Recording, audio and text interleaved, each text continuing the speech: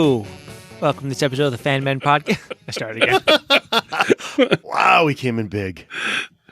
Don't start it again when we do that. You just Perfect. gotta Just go. let it go. Yeah. Own it. I guess so. Okay. We'll go with that. Yeah. How's it going, DJ? Obviously, I'm a bit too amped up for this. I should go take a nap or something. This 2 is- seconds ago, he couldn't keep his eyes open.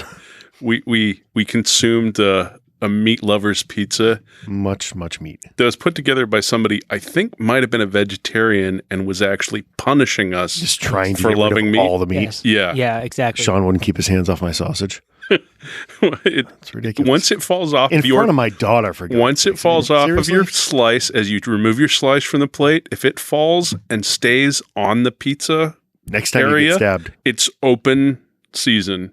And yes, I watch out for my It would have sport. been the perfect shot for one of those like Civil War memes like on Facebook. Mm, I did grab Chris's sausage after he let go how of it. dare you? It was very good. But yes, I am in a bit of a pizza coma. Yeah. We should So have. don't expect much out of this one. Yeah. Way to go in hot, Chris. Okay. Anybody who's listened to us regularly They already don't has. expect much. I do, exactly. Yeah. If you're more than one of these, there's nothing much going on. Yeah. All right. So lead us off, dude. I don't know if anyone picked up anything good this week. I went to a concert on Monday, which I spent most of my money on booze. I saw The Lonely Island, which, if you don't know, is Andy Samberg from Brooklyn Nine-Nine and Saturday Night Live. Him and his buddies used to Right. write for SNL, have like a funny rap group. They did like a mockumentary movie called Pop Star and stuff like that. They're really funny. It was a really good show. They do like this the Pirates of the Caribbean song with Michael Bolton and stuff like that. It's good stuff. I like funny parody shit. So I have not seen much of their stuff. yeah, I did. It's good. So I did that, and then this morning was Target Funko Pop Day.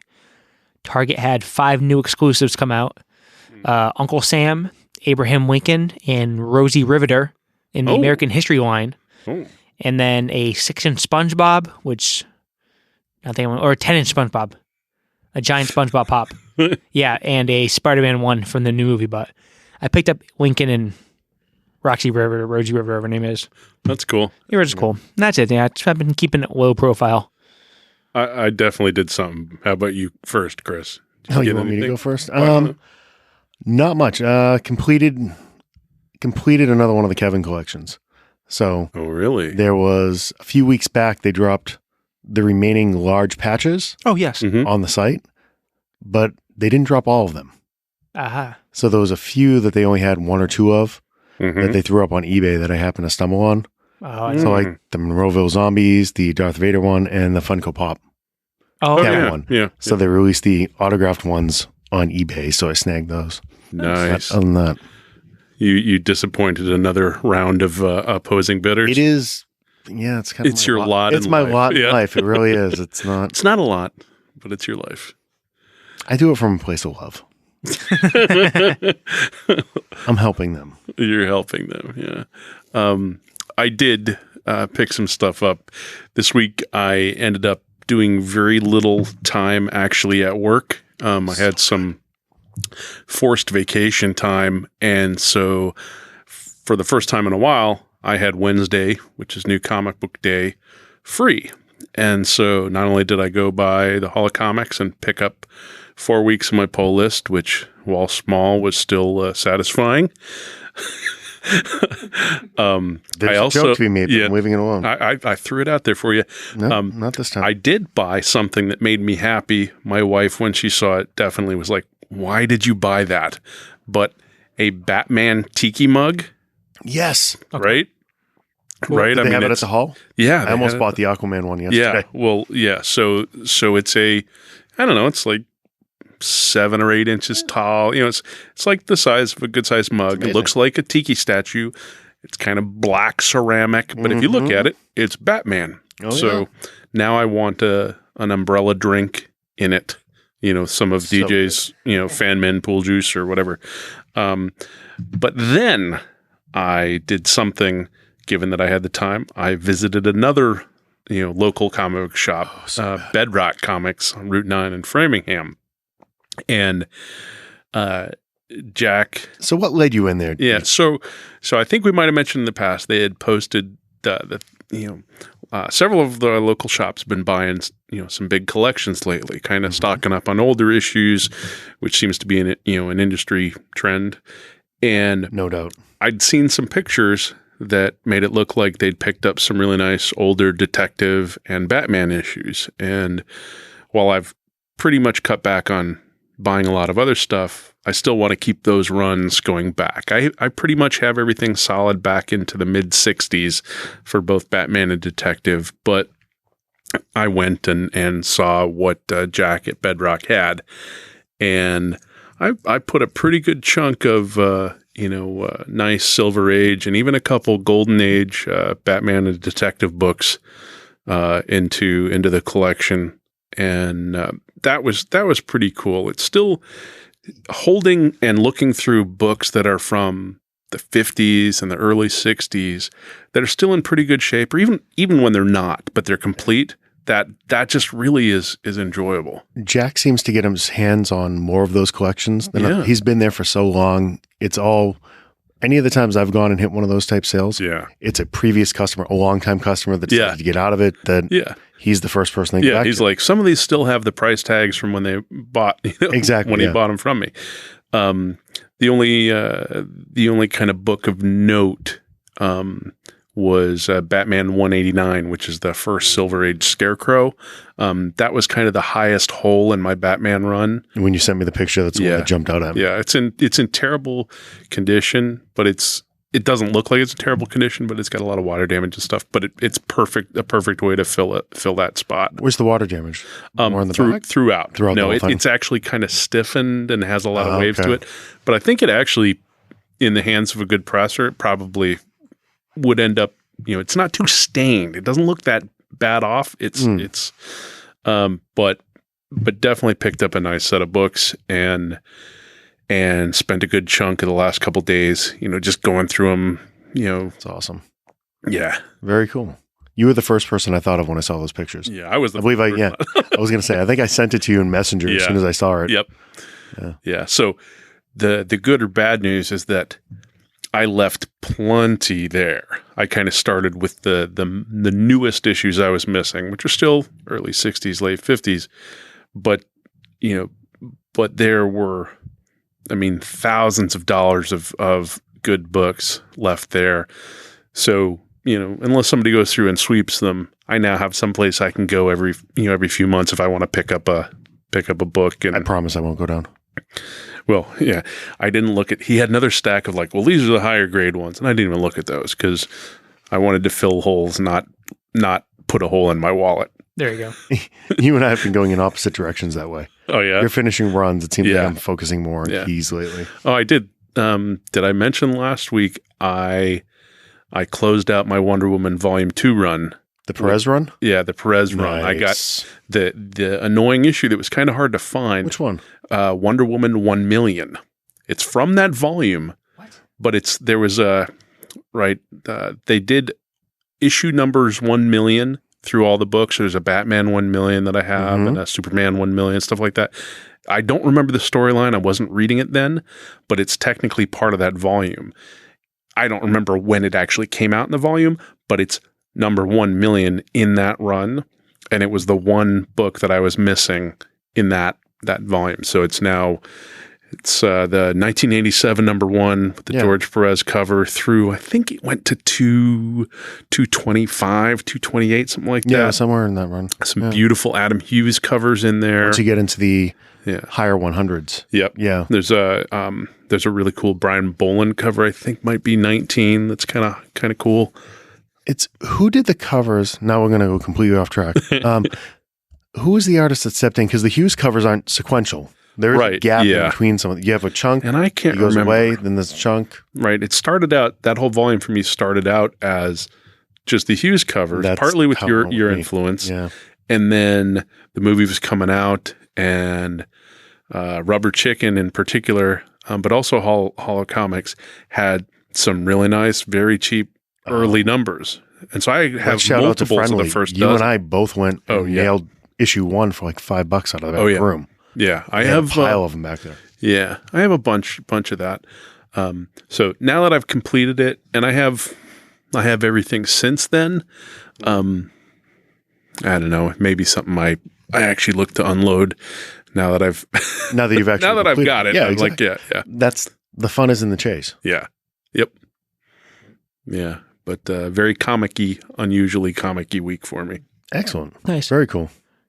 To tag up on Chris's, I also bought some large patches off the Tatch's eBay as we're sitting here talking. Yeah, they still had some of them out there. Yeah. I love that Funko patch so much. I would never want that jersey tag because I wear it all the time still, so I got the patch. I only have the Tusk patch, big and small, but I don't need patches. I love patches. I don't need no stinking patches. Don't need no stinking patches. It's a disease. Yeah. It is. I buy Kev stuff and then it doesn't even get displayed. Yeah. I buy because it's there. I can't wait for the day when he's sick of it and he wants to sell some. See, that's how I'm helping everybody. Because when the fire sale comes, the list on it. Yeah. DJ's drooling. I also have something else that I'm working on purchasing via the Kevin Smith Circle kind of that I'll have in a bit, hopefully. So, Okay. You're just going to tease us? Yeah, I'll talk about when I get it. All right. I don't have it yet, so I don't want to jinx it. All right. I already paid for some of it, but I don't want to jinx it. It will be my first of a certain type of item. So, very cool. Yes. I have a feeling as to where you might be getting it from. Yes. Yes. Okay, so a couple quick news items for the week. News. Anything I care about? Let's see. So something we already talked He's about. giving the list. So here we go. He's going to nag on it. No. So rumor is that they are casting Melissa McCarthy as Ursula in the Disney live action. Confirmed today. I just heard that at Pizza. At Pizza. and I mean it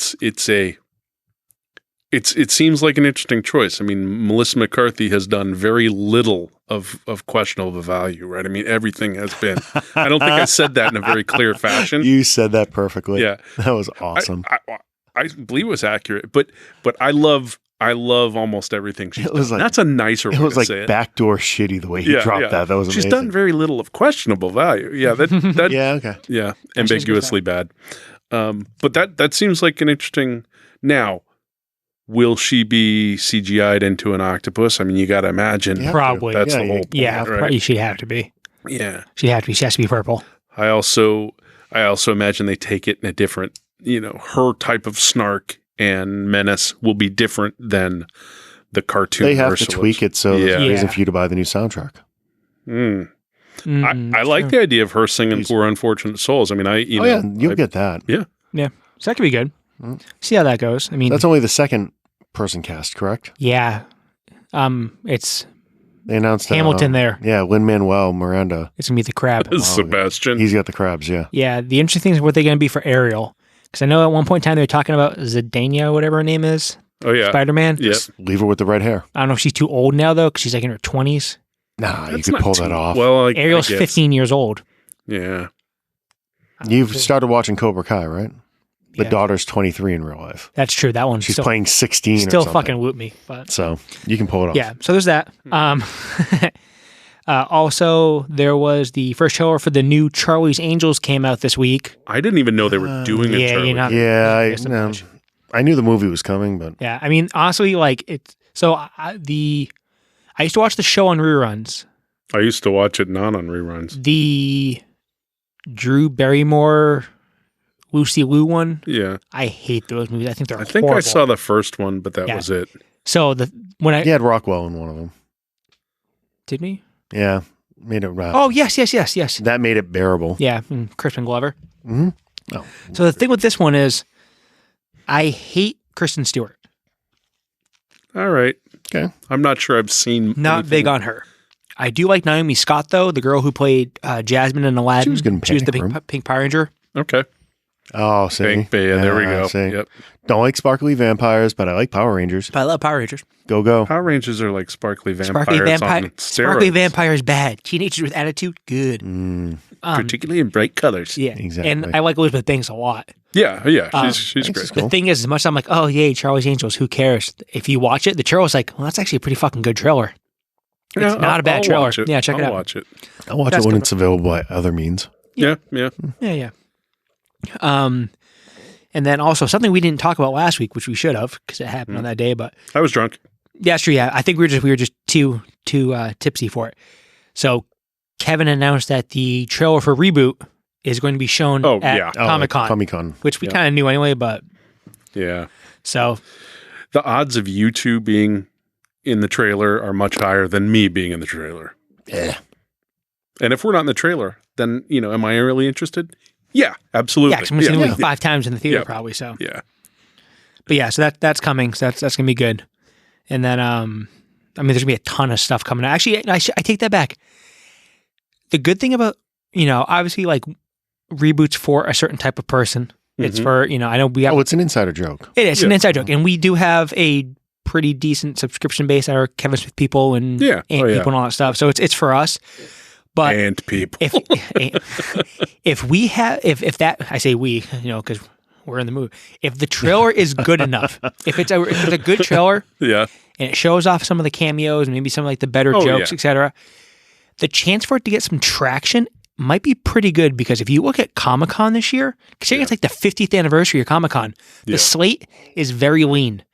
Sony backed out. Yeah.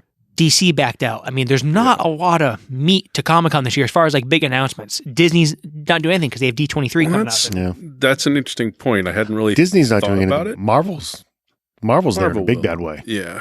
But it's all going to be Disney Plus stuff, right? They haven't said. Yeah. Feige's going to be there. But they said they're basically the rumor was they're announcing the slate. They're going to announce the Fantastic Four. That's going to be their big thing. They're going to bring out if you do that, Krasinski, Ben, and David Harbour make, hey, here's your Fantastic Four. You do that, it dwarfs everything else. That'll suck up, it sucks the air out of the room. I think it's interesting, DJ's point about the trailer.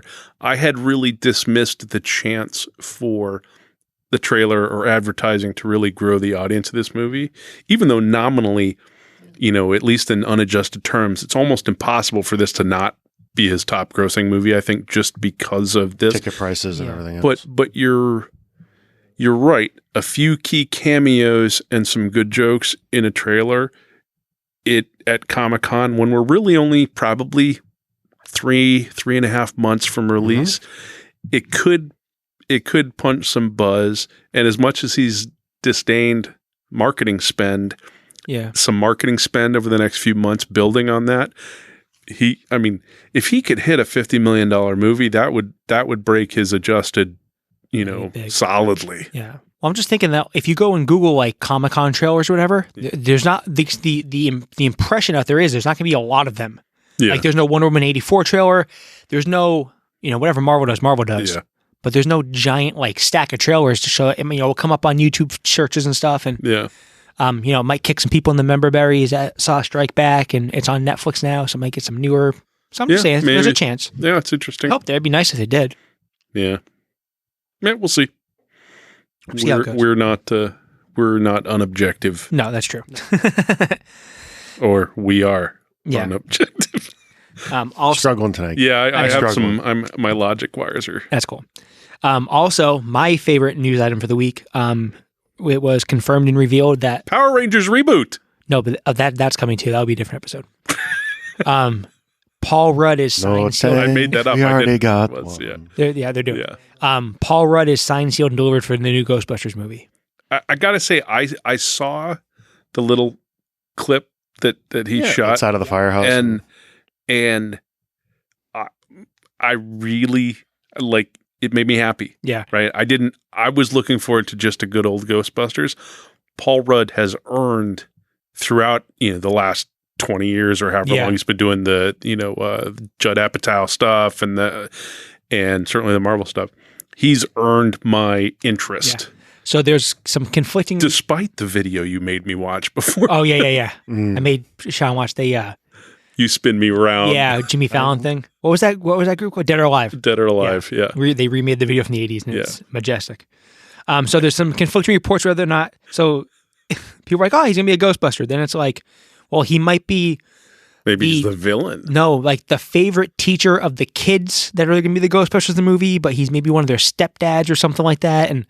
But I don't think you're going to... That's several levels of pulling stuff out of your acidness. That's just making shit up. We're just throwing shit on the wall, hoping. Yeah. So, I mean, on a story that we don't know anything. What if he's the romantic interest of the new? Never mind. He fucks Slimer. Oh, there we go. I mean, I'm not going to comment on that. You thought about it for a second. The eyes roll back in your head. You made me think about it. I know. I'm Take just that saying. home I with mean, you. if It's you yours. went back and can never have watched that. Ghostbusters 2, Slimer can fit a ton of hot dogs in his mouth. Yeah. Oh, See? You're screwed. I'm saying. No, but I think there's zero chance you get him in that movie, and there's not at least one scene where he puts on a proton pack. There's no way. I mean, yes, I think you're right. So somewhere in that movie, he's strapping up. I like Paul Rudd. The casting did not get me excited at all. Really? I like Because I'm still at the point where I like seeing him in things. You're not sold on a Ghostbusters. I'm not sold on you're treading on hallowed ground and all you can do is fuck it up. You can't make it better. I know, but I'm still excited. I mean, Helmsworth is a hell of an actor, and he was the best part of other Ghostbusters. Still haven't seen it. You didn't don't need care. it. He was excellent. He's a great comedic actor, but no. Anyway, yeah. He had to find one for me to neg on.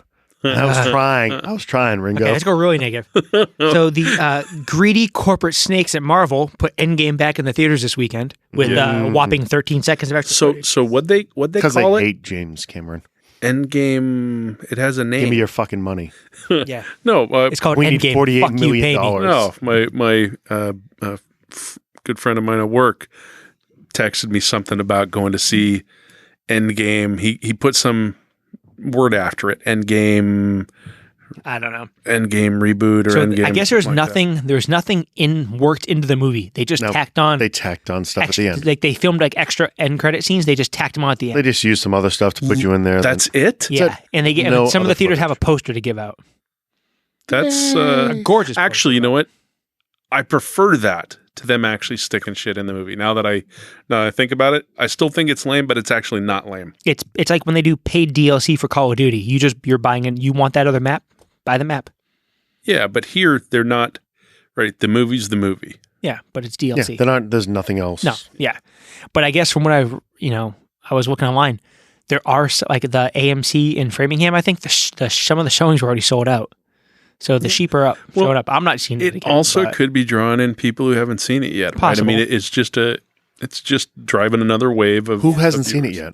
If you have any interest in this movie, plenty of people. If you care at all about this shit, you've already seen it. There may be people who didn't want to see it until after they'd seen Captain Marvel, and Captain Marvel wasn't out on video. Right. That's possible.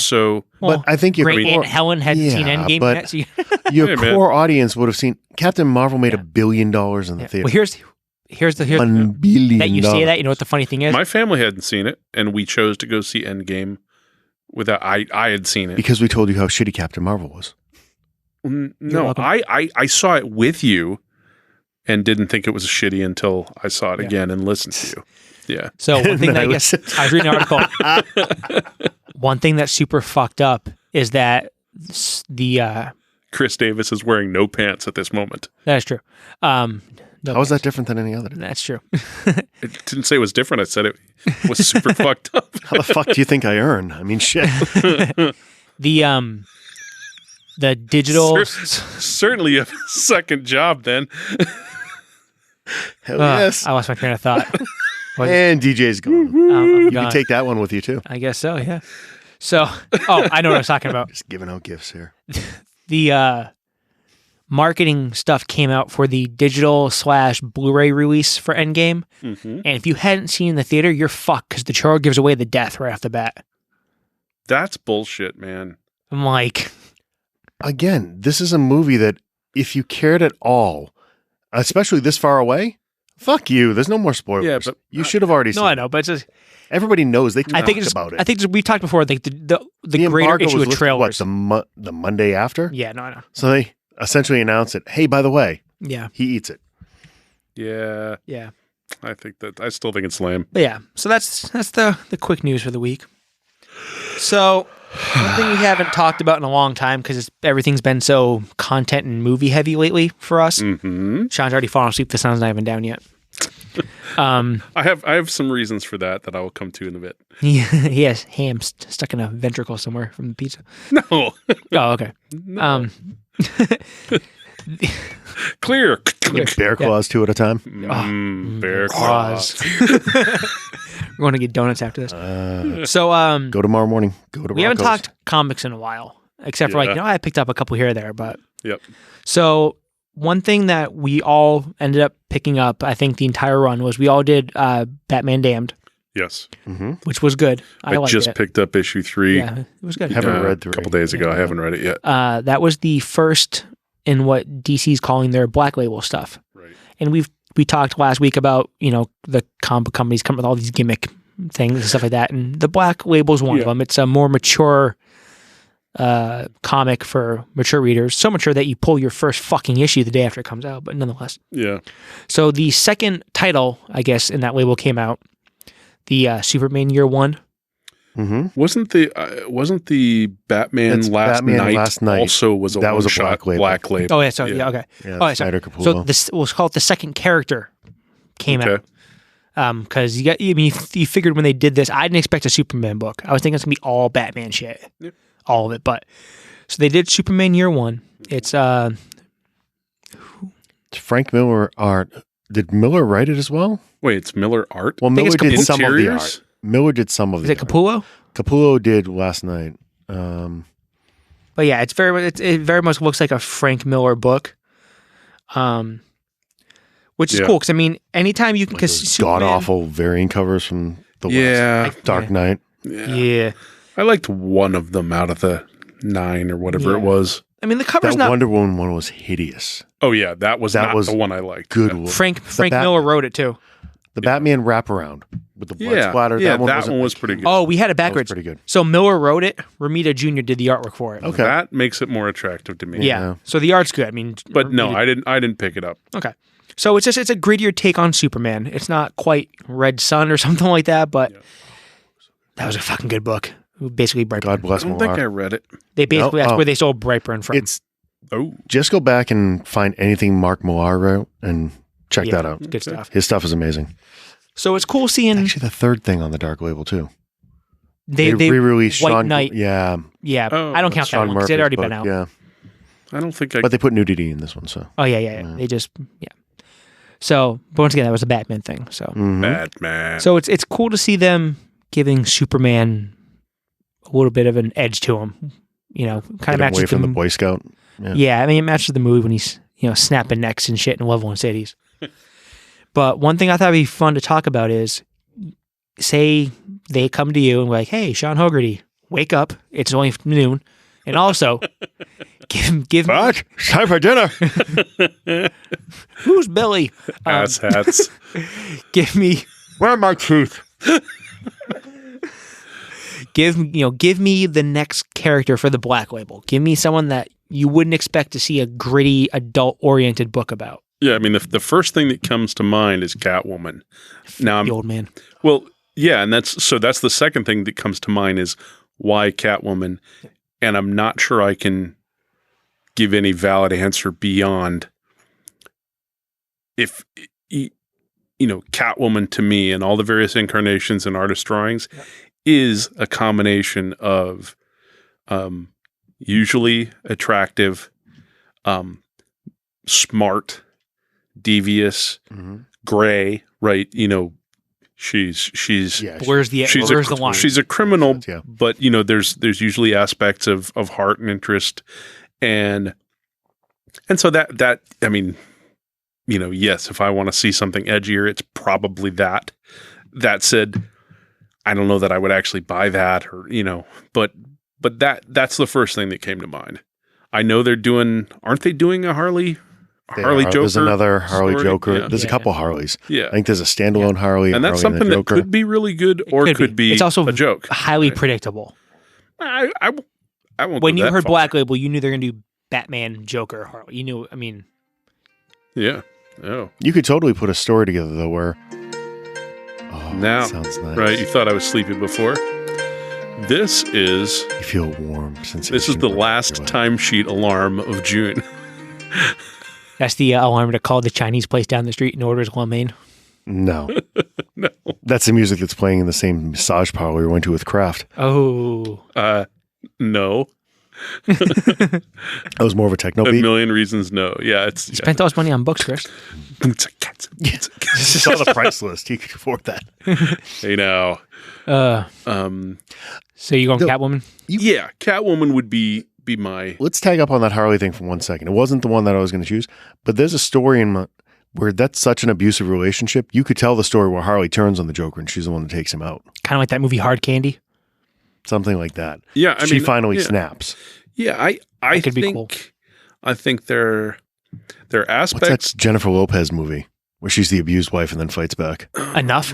Is that what it is? Yeah, it's essentially. Yeah. I mean, that storyline. Yeah, that's exactly what it is. Yeah, I mean, chick finally snaps and takes him out. I'm up for that. Right now you're not up for much of anything. How about Booster Gold? That was my choice, actually. Really? Booster Gold. My choice was Booster Gold. Take a character and have it be like the future he's from is all dystopian and fucked up, and he's the reason for it. So he goes back to kind of try to fix his mistakes, and I went, no, and it could get really gritty and kind of stuff like that. Interesting. I was definitely going Booster Gold. That was exactly my choice.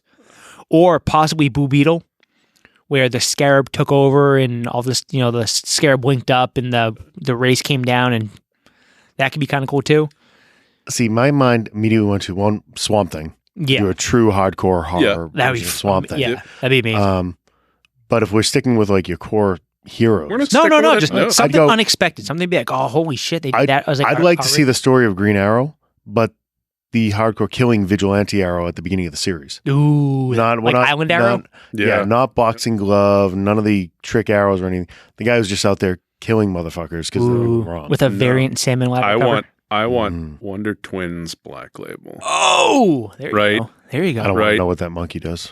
Right. You got the monkey, and you've got, brother and sister with a strange bond, bringing a little Lannister. It could get. You're taking something pure and wholesome from my childhood. Hello, that's Black Label, right? Yeah. They're sacred. They started on TV. Leave them alone. It's going to be cool. Form of. Shape of.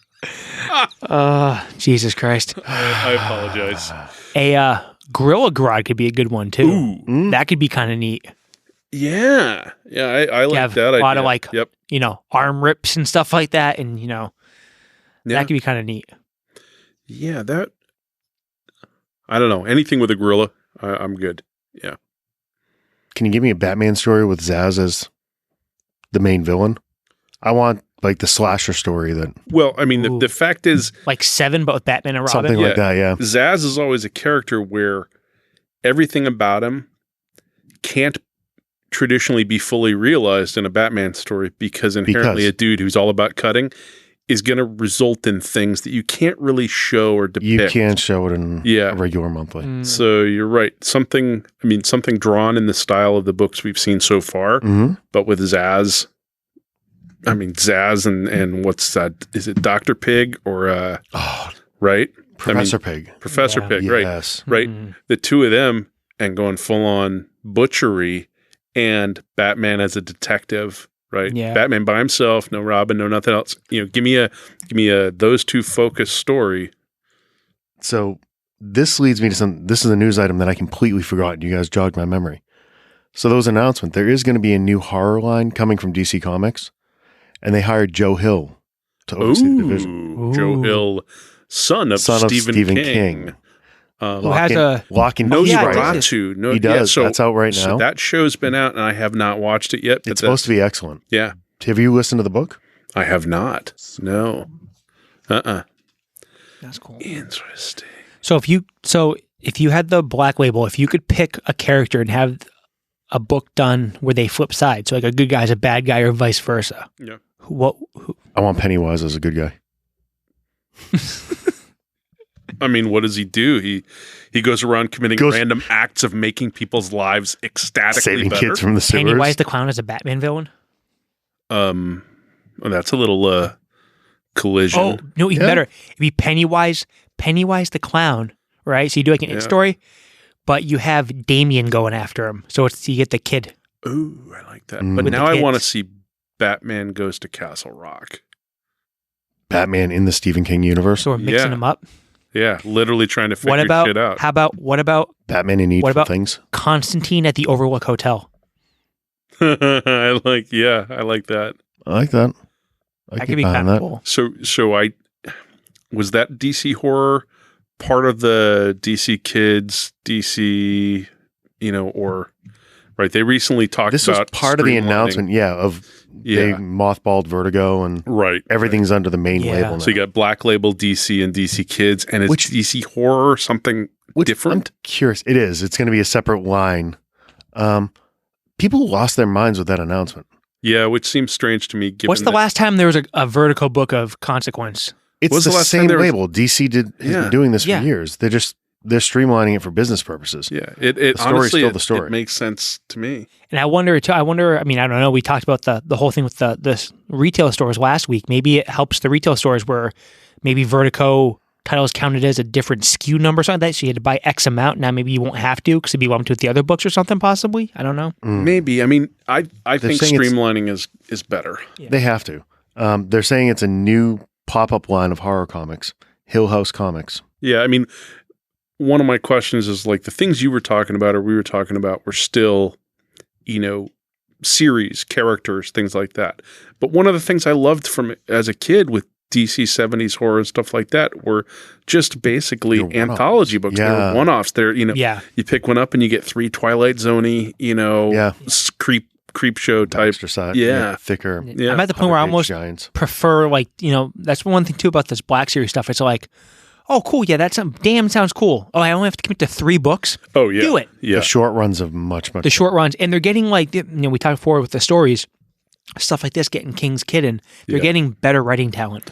Nothing against the guys who write Marvel, and it's probably the guys who write Marvel, they're good writers, some of them. How many of them can you name? Huh? How many nowadays? Can you name? Not that many. But the thing is, too, is I'm sure there's templates you have to follow, too, now on that Marvel side. You might not have to on the DC end.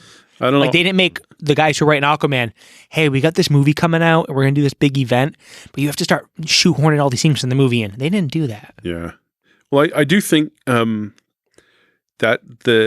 you're right. A smaller number of issues commitment. Like if I know, like even the Batman Who Laughs, right? They say it's a 6-issue thing. I'm like, okay, I'm good for 6. Yeah, that's fine. But if you can, that petered out for me. Either I didn't care for it. I mean, I still, again, if you give me an anthology series of books where I get 3 stories each issue and a quality, I'm actually more likely to buy that than even a 3-issue miniseries. Whereas a 3-issue, I don't know. It depends. I'm interested to see. I can't think of the last story that was worthy of stretching out over 10 or 12 issues. Yeah. Blackest Night. Blackest Night was good. I mean, there was so much Court of Owls. Court of Owls. And, which is amazing because that took place in continuity. I mean, that was part of the And the Endgame stretch was how Battle for the Cowl was 10 books? I mean, Endgame with Mr. Bloom and all. Yep. Oh, yeah.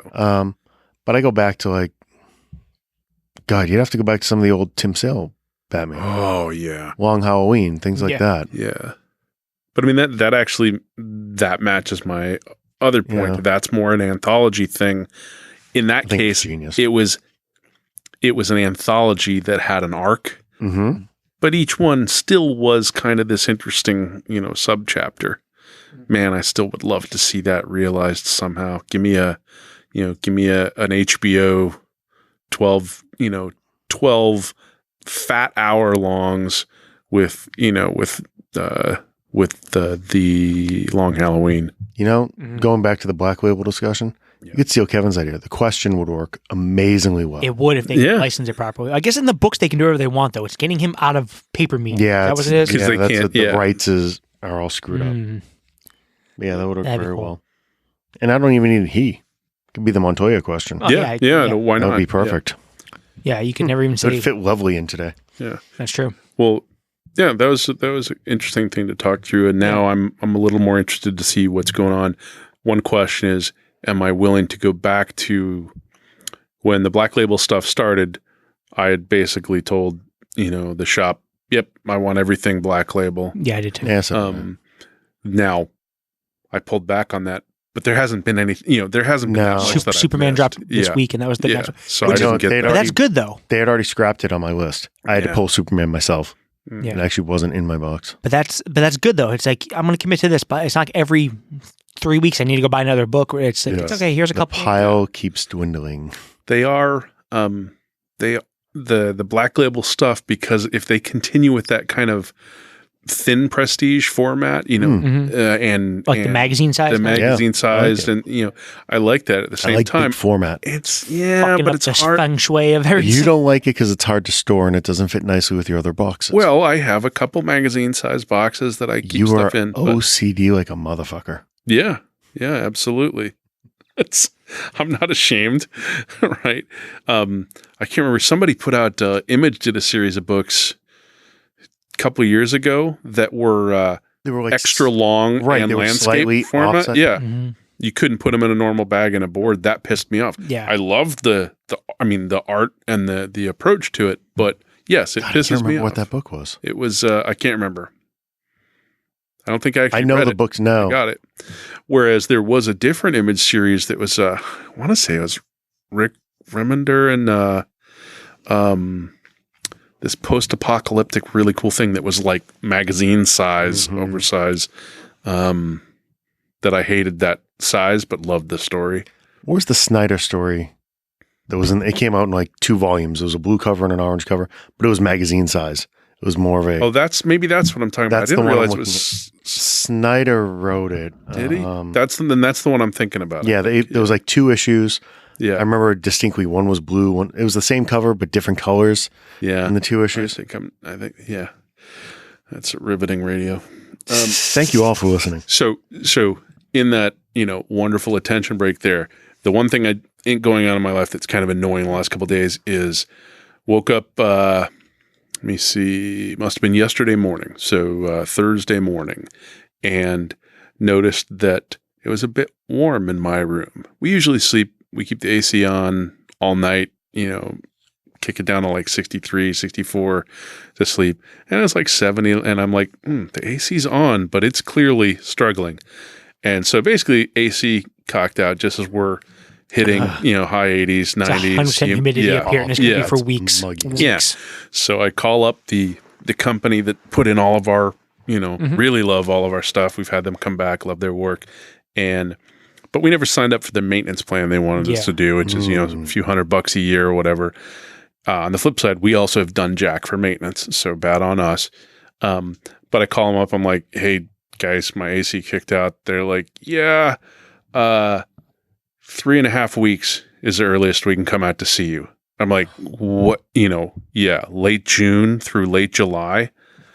Right. I have money. I'm a happy custer. We're like, if you want a service plan, because of the agreement, we'd have to do that. But we're overwhelmed, and so see you in a few weeks. So I slept in the basement last night. It's we're not happy. Big, first world problems. But of course, in the modern world, I start Googling and YouTubing, and I think I'm going to fix it myself tomorrow morning. I'm pretty sure I know what the problem is. If you need help, let me know. I ordered a $20 part, and I think I can have it fixed in about 15 minutes. Yeah. Last time my dishwasher broke. Yeah. And I was like, this is going to cost me a fortune. And I looked up and, I can fix this myself with baking soda in about 5 minutes. Yeah. That's I think that's a net good, but I wonder long term, the goods and bads of this, right? I don't know. Like I could potentially kill myself if I don't discharge the capacitor correctly. Right. I mean, there's all kinds of, if I don't. You want me to come down and watch? I want you to videotape it so that, and monetize the video. So if I die. Jen has no idea what he just bought, so. Oh, no, she clean does. out your office. Yeah. Oh, I see. What you I love you. It's true. Sneaky. I love you, but if you die, I want all your stuff. You wouldn't want it to fall into the wrong hands. This is absolutely true. It would piss you off as you're looking down from up on high, and your daughters are selling off the issues for 50 cents. That German sale. The Germans. Do we need it? Do we need a fan men stuff will?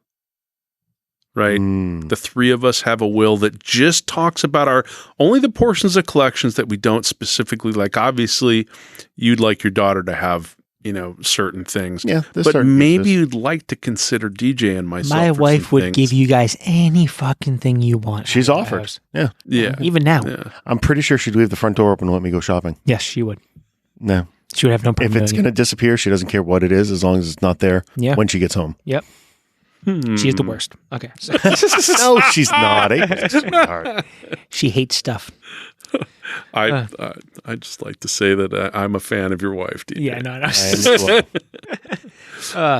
So on that note of cool, dark places to sleep. Yeah. So with Endgame coming back into movie theaters, I like to go hang in the movies when it's warm out. So figured this week, let's go top 3 movies you would want put back in theaters. So this could be something you never got to see on the big screen, something that you think would just be cool to see again on the big screen. Let's just assume that whatever this is getting remastered in the latest technology and all that stuff. So anyone have any honorable mentions or? I should have some honorable mentions. I was struck, and possibly the combination of being old, having a bad memory, all the usual stuff, and being post meat lovers, or meat lover haters pizza, whatever we had. I really was struggling to come up with things. And I think part of it is because I'm so spoiled now. I've got a big TV. I can watch anything I want. I've got great surround sound and, controlled lighting and air conditioning. Basement still air conditioned. So I think that's why I had a hard time coming up with things, because going to the movies is not something I do that often. That said, no. So no honorable mentions. How about you guys? Any honorable mentions? I got a couple. Okay. And they're more like guilty pleasure things that I never got to see. Sure. One is a guilty pleasure thing. The other one I saw on the big screen, but I was way too young. The original Flatliners. Okay. I saw that opening weekend. That movie. That was so good. I haven't all watched those guys that in a long time. Before they popped huge. Yeah. I mean, their names. Kiefer was probably your biggest name. Julia Roberts, I thought she's in that, right? She is in that. Don't we have a Baldwin in that as well? Oh, I need to go back and see that, because you're right. I remember that being a big deal. The other one, I want to see Rocky IV on the big screen again. Oh, yeah. Nice. Just that soundtrack. You're right. Yeah. That would be good. It was my workout soundtrack for years. Yep. How about you, DJ? So for me, it's all stuff that would be cool to see in the theater, because most of it would be like an experience. Not like a Rocky Horror thing where people like dancing and shit and throwing streamers. That's different. So there's a couple things that have been put back in theaters, but I've always seemed to miss them. So I would like to see the 3 Indiana Jones movies that count. Redone on a big screen. They count. That'd be like a fun, like kind of event thing to go do. I think I saw that. I think I saw Raiders. I think I saw them all in the theater. I saw Last Crusade in the theater. Yeah, you were a little bit younger. I think I saw them all. Yeah. But like a midnight thing, like Raiders 4K 7.1. Be nice. You're right. And Back to Future, I'd see it again in the theater. Yeah. Just because that's one of my favorite movies. So that was it, though. Those are good. And I definitely agree with the Raiders. I hadn't thought of that. That'd be a cool one. That's such a pure, timeless movie. Yeah. Right? It's... but you go see like a bunch of other Indiana Jones people and stuff. So it'd be like, hooting and hollering at the right, that kind of stuff. Like, did you guys ever watch the shot for shot remake those kids did? Yeah. Raiders. That's good. I went to high school with one of those. Really? One of those kids before he moved down to Alabama or whatever. Jason Lamb went to my by choice. He went to there? my high school. Yeah. Why? I don't know what he chose to do. Where he was an interesting. My memory of him is fuzzy. He was kind of an interesting. Was he a fan of Deliverance? Spacey. No, he wasn't. Were he's going to maybe Arkansas? No, I don't remember. He might have been a military Arkansas kid. Better. Was that a secret segue, Sean? Is your number 3 Deliverance? No, my number 3 is. Now that you mention it, squeal like a pig in 7.1. Yeah, squeal like a pig. Pretty mouth. No, so my number 3 is, I think, a pretty damn obvious one, but the original Star Wars, in its original grainy glory, its original Dolby, stereo surround, 70 millimeter. Yeah, I'd love a 70 millimeter, print.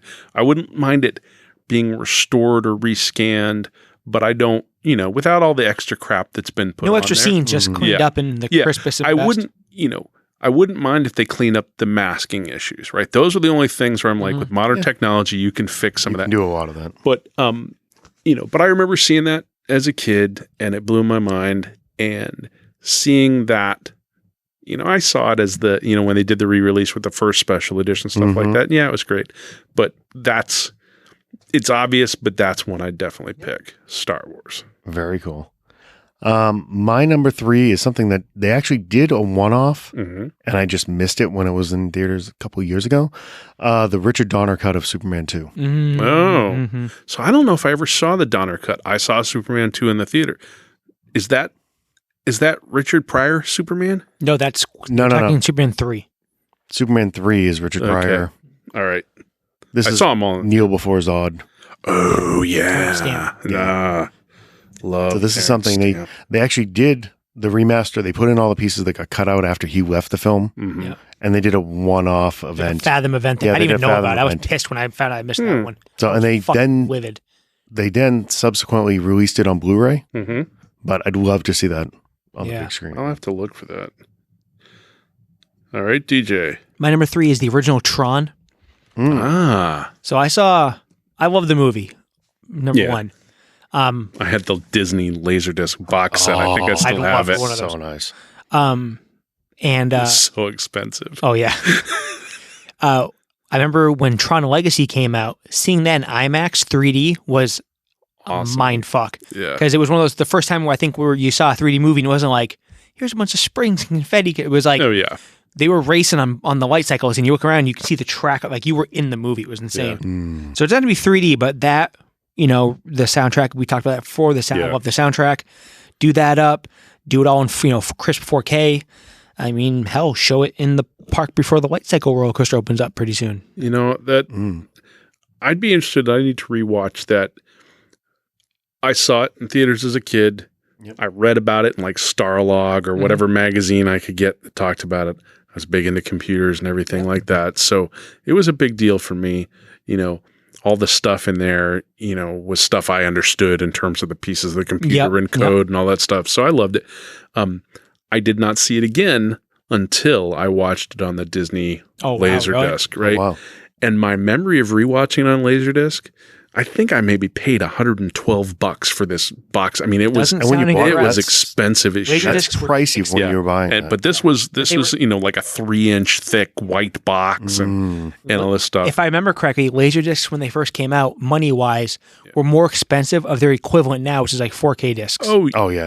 No, I think $40 movie was not because you had to go to like Suncoast Video to get them. They're like all $40 to $50. To Suncoast or Laser Craze in Boston, or there's a bunch of different places. Laser Craze, but that's a 90 store and a half right there. But they're, I think a normal movie was $30 to $40, and then the box was more in 1990s, early 90s money. Yeah, but I watched Tron, and I remember thinking, this does not hold up. Yeah, it does not. But still, the old member berry. It was lame. Now I still love it. I watched I watched Tron Legacy. I thought it looked great, and I thought it sucked balls. The movie wasn't great. The soundtrack was good. Oh yeah, the visuals were great. Didn't like the movie, but yeah. I like Sean, that. Your number 3 sucks ass, dude. I'm just kidding. Star Wars. No, wow. No, I'm. You just hate on everything DJ holds dear. No. What a dick. I said I'm interested to do it again. Tron, I want to cancel the show. All right, I rewatched it like 20 years ago, and it felt short for me, but I still agree. DJ is correct. So my number 2, I don't know if I've ever talked about it while we've recorded or not. Totally random thing, but it came to mind. I never saw this in the theater. It was a movie that my mom had recommended to me. She's like, "Oh, I love this movie." About Last Night? Steel Magnolias. No. I saw both of those in the theater. I saw About Last Night in the theater. Yeah, way too young. The movie is called The Man Who Would Be King. It's I know the name. Sean Connery and Michael Caine. It's I don't know if it's inspired by Rudyard Kipling story or an actual Rudyard Kipling story, but it's a couple British soldiers in India during the the British takeover of India, the colonization of India, and they end up, I think, during a battle, they end up getting injured and end up crossing a river ravine and end up in Afghanistan. And this is and this is before the Soviet. Afghanistan was a scary place called Afghanistan. Afghanistan's been a scary place in various ways for centuries. But this is before the Soviet adventures or the American adventures, or the Afghani adventures themselves. But through a series of things, Sean Connery is taken for the reincarnation of Alexander the Great, who had been the last, kind of outsider white guy to come through Afghanistan. And it turns out that they had been worshiping and celebrating his memory as a god. And it's just this incredible adventure movie. I feel like I've seen it. I don't remember. Yeah, it's so good. But I've only ever saw it. I saw it on, VHS. I think I did get it on Laserdisc, which is the first time I got to see it widescreen. Because this is 70s, Panavision 235:1, So Man Who Would Be King. Interesting choice. Yeah. I like it. My number 2 is going back into the Stephen King universe. I want to see The Shining on the big screen. Interesting. Never saw that. I mean, that movie terrified me as a kid. And that was just on your little score by the same person as Tron. Yeah. There you go. I actually saw that in the theater. Walter, now Wendy Carlos. Oh. Yeah. Fantastic score. I want to say when I was in high school and The Exorcist came back out, they did a small run of The Shining at the same time, I think. Yeah. That's one. If you cleaned it up just a little, and you don't have to do much with it. You could still have the original grainy cut, like you said, with Star Wars. Yeah, but too, like also with the 7 one, with some like the creepy hell scenes, you could really make that sound nice. I like it. All timer. My number 2. This one's gonna be weird, and it goes off of Sean's talk about cleaning stuff up. Casablanca would be my number 2. Okay, one of my favorite movies. It doesn't obviously. I don't have a lot of Casablanca action figures or comics or tattoos, but no. What's funny is I have seen that one on the big screen. Oh, really? The Fathom events. Yeah. So we have we have a couple of times, but I bought they did a Blu-ray set for it. Sold out real fast, but it's got like Rick's Place coasters and shit. It's nuts. Yeah. But when you pop that Blu-ray in, and this isn't a 4K, it's a Blu-ray. It looks like they filmed that fucking movie a year ago. Oh, yeah. It is so what clean. They can do is amazing. They cleaned it up so well. I mean, you cannot tell that movie's from back in the day. I think that was such a popular movie when it was made, and it was well preserved, and it was well shot. Yeah. And there was a lot of money spent on that movie. Yeah, and so they so we had those original things to rescan. So yes, I've watched the 4. I don't think I've actually seen it in 4K, but I've watched the most recent remasters. But there's like the HD remaster, the Blu-ray remaster. No, they shot it. I mean, they remastered it in 4K. Yeah. The physical media came out before 4K was available. Yeah. So. The interesting thing for me there is that was shot in Academy ratio, so 1:33:1, 4:3, which is square, right? That's old. Same as old TVs. Full screen. And it's really strange to watch things that way in a big screen now because it's just that's not how theaters are arranged anymore. Yeah, letterbox, whatever you call it. But it's incredible how much contrast and sharpness they pull out of black and white stuff. Yeah. Like it wasn't a cheap box set. It was like $69 or something for one movie, which is a lot for one movie. I'm like, fuck it. I was at Movie Stop back when that was a thing. I was like, I'm grabbing it. And I was like, I wonder how good this actually could look. And I popped in. I was like, holy shit. I thought mine was going to be the oldest movie here, but Casablanca's what? Old timey. 40s? Yeah. 39, 43. Yeah. It's in that range. Yeah. It's just one of those movies where it's like, if you appreciate movies, it's fucking. This is what people listen for. The preciseness of information. The lack of precision. There's 3 iPhones sitting on the table. There's iPads. No, I got it. Hold on. 76. No, it's. Hey, what the Redskins of the Super Bowl? I don't know, 78, 83, 97. 2020. So yes, I'm going. Same year the Germans invaded Pearl Harbor. Yes. Yes, I'm going Casablanca number 2. Excellent. 1942. Okay, see? Yeah. Ding, ding, ding. I said 43. I was close. You also said 39. Yeah. So, I knew that was wrong. Fucking though, MIT. Because it was clearly after. It was clearly 40s. See? You did too much of that book learning. So, yet never enough. So my number 1, I realized I never saw this in the theater, Blade Runner. So the original Blade Runner. I'm not sure which cut. Honestly, probably the final cut, which is something from the 2000s, I think. But early 2000s. Yeah. I mean, it's still quite a while ago, but that's basically still that's your jam. Yeah, that's your movie. Yeah. Nice, good call. Given how amazing the 2049 watching experience was for me, having that same quality and enveloping soundtrack, and so you want it all cleaned up and everything. Yeah. Okay, but I've already seen it cleaned up. I just want it big. I didn't love 2049, but it was visually striking. Like I wasn't bored, even though I didn't particularly like the story. Yeah. Nice, loved it. Excellent. Number one. All right, my number one. I want to see Jaws in IMAX. There you go. Never saw it on any. I saw it on VHS. Yeah. I probably saw it. I'm not sure that clarity does that movie. Do you want to see it IMAX floating in a pool? I want with your feet in the water. Yeah. That's amazing. I wish I lived closer to Texas so I could do that viewing one of these times. I just want to say something. We could do it out back. We could do it floating in the lake watching. Definitely. You guys are welcome to. I will not. Yeah. I mean, there are no lake sharks. Doesn't. I will piss myself. Bruce can't get in. And that movie and that book are the reasons why I don't. That's the funny thing. I think I saw an edited version on TV. Yeah. First, went back and read the book because my parents, for some unknown reason, they had like Jaws and The Godfather, and they had all these books that were tied to movies that they had seen. I had the Jaws Laserdisc box set too, and when that came out, that was a big deal. That's one of those ones. Yeah. Even as I try not to buy movies, every time there's a friggin' re-release. Oh yeah, I've got it. I go back and buy it in a different form. Yeah. I bought the anniversary edition VHS that's still in a tub, probably behind that wall somewhere. I mean, that's one of those ones I continue to go back to. Yeah. Nice. That's a good one.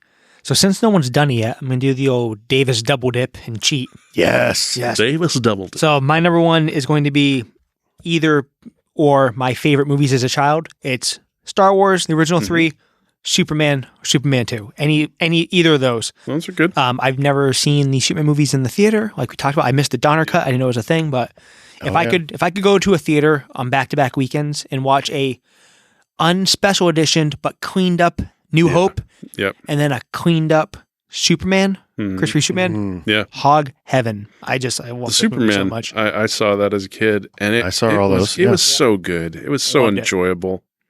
Loved it. I mean, just was. Those movies right up until and even the Richard Pryor one. Yeah, that didn't. Yeah, I liked campy as it was. I think that was the first time I ever heard the whole fraction of a cent. It gave me the idea that I could just steal pennies. Even that, give me like an ecotarium or something like that, or like a museum that does down like the building. I mean, it's so ridiculous. Yeah. Just give me a dark room in the music in 7-1 with like a laser show or something. I'd be fine with that too. Just anything to harken back. So okay, so Sean had Star Wars, The Man Who Would Be King, and Blade Runner. Mm-hmm. Chris had Superman 2, The Donner Cut, The Shining, and Jaws, but in IMAX in a lake in Texas. IMAX screen in a lake. There you go. They can do it nowadays. And I went with Tron, Casablanca, and any combination of the first 2 Superman movies or the first 3 Star Wars movies. Yeah. He just doesn't like Richard Pryor. No, I never... There may be deeper issues here. Yeah. We'll talk about it off. Okay. You know what? Fuck. Put Brewster's Millions on it too. I'll go watch that. Oh, I love Brewster's Millions. So Start a whole other set of problems. Whole concept of just having to spend a pile of money. There you go. With nothing to show for it. Okay, so thanks everyone for joining us this week. Once again, follow us on Twitter at FMN37. Subscribe where all fine podcasts are located and ours. And keep an eye on giveaways every fall Friday. Send us some top 3 ideas. Yeah, some top 3 We'll ideas. have tons of stuff to give away after Sean electrocutes himself tomorrow. Exactly. Yeah, this is true. We're going to give away the burnt corpse of Sean Fogarty on Twitter. I object. So morbid. That's good stuff. Have a good night, everybody. Later, kids. Later.